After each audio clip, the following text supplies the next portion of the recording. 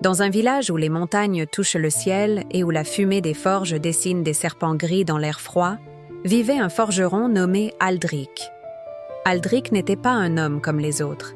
Il avait des mains capables de plier le fer comme de la cire, des yeux noirs comme la braise éteinte, et une langue plus rapide encore que son marteau. Car Aldric, voyez-vous, avait un don particulier, celui de promettre. Il promettait tout, à tout le monde, tout le temps. Au boulanger qui attendait la réparation de son four, il disait en souriant « Demain à l'aube, mon ami, je te le jure sur ma forge. » À la veuve qui réclamait un nouveau verrou pour sa porte, cette nuit même, avant que la lune ne se couche. Au maire qui voulait une grille pour la fontaine du village. « Dans 3 jours, et ce sera un chef-d'œuvre. » Et quand le prêtre venait lui rappeler qu'il avait promis de réparer les cloches de l'église depuis 6 mois, Aldric levait les mains au ciel. « Mon père, comment aurais-je pu oublier? Dimanche prochain, les cloches sonneront comme des anges. » Mais les jours passaient et rien ne venait. Le four restait froid, la porte sans verrou, la fontaine sans grille et les cloches muettes. Aldric continuait de promettre, encore et encore, car promettre ne coûtait rien, et cela lui donnait l'air d'un homme important, d'un homme occupé, d'un homme dont tout le monde avait besoin. Un soir d'hiver, alors que la neige commençait à tomber en flocons épais comme des plumes d'oie, un voyageur frappa à la porte de la forge. C'était un vieil homme, courbé sous un manteau de laine grise, le visage caché sous un capuchon. Sa voix était douce, mais ferme. « Forgeron, j'ai besoin d'une clé. Une clé simple, mais solide, pour ouvrir un coffre très ancien. Peux-tu me la faire ?» Aldric, qui était en train de boire sa soupe près du feu, leva à peine les yeux. « Une clé ? Bien sûr, vieil homme. Demain soir, elle sera prête. Je te le promets. » Le voyageur inclina la tête lentement. « Tu promets ? » ?»« Je le promets, » répéta Aldric avec un grand geste de la main. « Reviens demain à la tombée de la nuit, et tu l'auras. » Le vieillard resta immobile un instant, comme s'il pesait ses mots dans une balance invisible. Puis, il dit d'une voix étrange, presque chantante, « Soit. Mais sache ceci, forgeron. Chaque promesse que tu fais est inscrite quelque part. Et un jour, on te demandera des comptes. » Aldric éclata de rire. « Des comptes ? Vieil homme, tu parles comme un colporteur de légendes. Allez, va te reposer. Demain, ta clé sera là. » Le voyageur sortit sans un mot de plus, et la porte se referma dans un grincement sinistre. Le lendemain, Aldric oublia complètement la clé. Il passa la journée à traîner au marché, à bavarder avec les marchands, à promettre à l'un de réparer une charrue, à l'autre de forger une pelle, à un troisième de fabriquer des fers à cheval. Quand le soir tomba, le voyageur revint.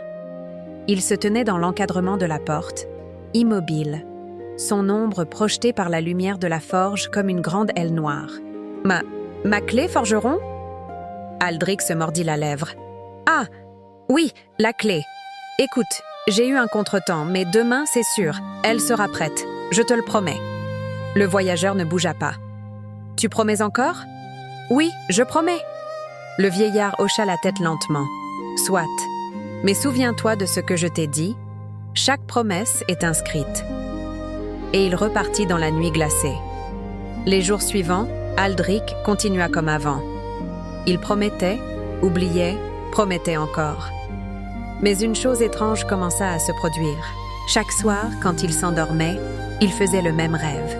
Il se voyait dans une immense salle aux murs de pierre, froide et sombre comme une cathédrale abandonnée. Et sur les murs, gravés dans la pierre avec une précision terrifiante, il y avait des promesses. Des centaines, des milliers de promesses. Chacune portait son nom, la date et la personne à qui il l'avait faite. À Jean le boulanger, le 12 mars, réparer le four. À Marie la veuve, le 3 avril, forger un verrou. Au maire, le 8 juin, créer une grille. Et ainsi de suite, encore et encore, jusqu'à ce que les murs disparaissent dans l'obscurité. Et tout en haut, en lettres de feu rouge, un nombre brillait. 700. 700 promesses non tenues. Aldric se réveillait en sueur, le cœur battant. Mais au matin, il haussait les épaules. Ce n'est qu'un rêve, se disait-il. Un mois passa. Le voyageur ne revint pas. Aldric l'avait presque oublié.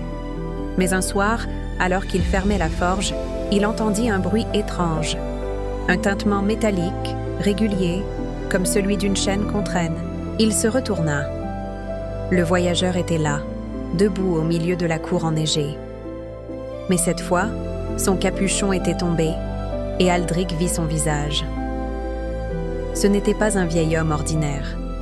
Ses yeux étaient d'un bleu glacial, lumineux comme 2 étoiles, et sa peau semblait presque transparente.